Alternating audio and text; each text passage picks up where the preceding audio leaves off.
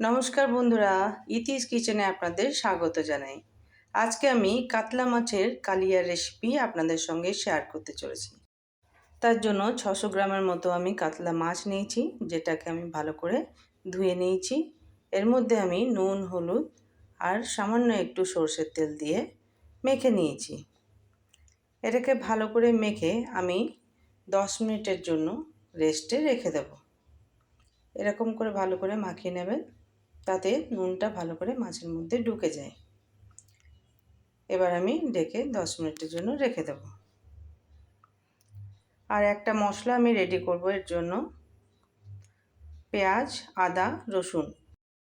এবার 10 মিনিট হয়ে গেছে, আমি এবার মাছগুলোকে ভালো করে ভেজে নেব। এই কাতলা মাছের কালিয়া খেতে কিন্তু দুর্দান্ত হয় এইভাবে রান্না করলে। একবার হলেও বাড়িতে ট্রাই নিশ্চয়ই করবেন, দেখবেন ঘরের লোক প্রশংসায় পঞ্চমুখ হয়ে যাবে। দেখতেই পাচ্ছেন উল্টো পাল্টা করে আমি মাছগুলোকে ভেজে নিয়েছি। আমার ভাজা হয়ে গেছে, এবার আমি এগুলোকে তুলে নেব।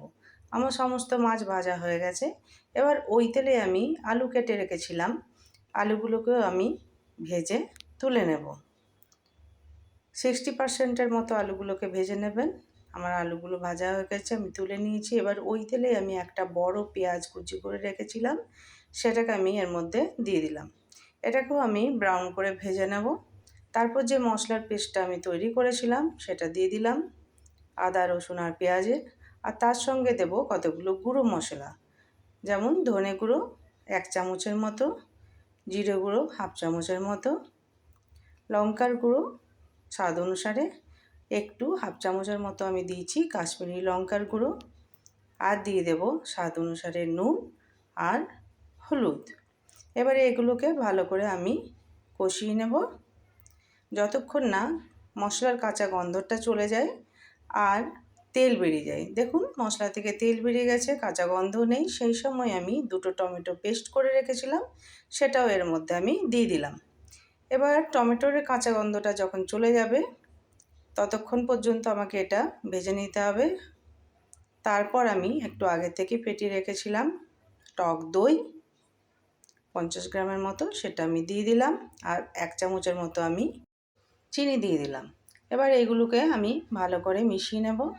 এরকম করে দেখতেই পাচ্ছেন 3-4 মিনিট এরকম করে মেশানোর পরেই আমি আলুগুলোকে এর মধ্যে অ্যাড করে দিলাম, যে আলুগুলো আমি ভেজে রেখেছিলাম সেগুলো। এবার এই আলুর সঙ্গে মশলাটা একটু ভালো করে মাখিয়ে নেব। দেখুন মাখানো হয়ে গেছে। এবার আমি জল অ্যাড করে দেব। আপনারা যেরকম পছন্দ করবেন সেরকম জল দেবেন। এবার এটাকে আমি একটু ফুটতে দেব। মিডিয়াম ফ্লেমে আমি ফুটতে দিয়েছি।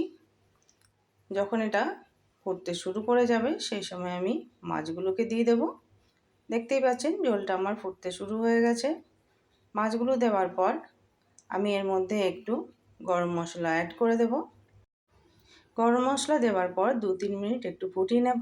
বাস, আমার কাতলা মাছের কালিয়া একদম তৈরি হয়ে গেছে। এবার পরিবেশনের পালা।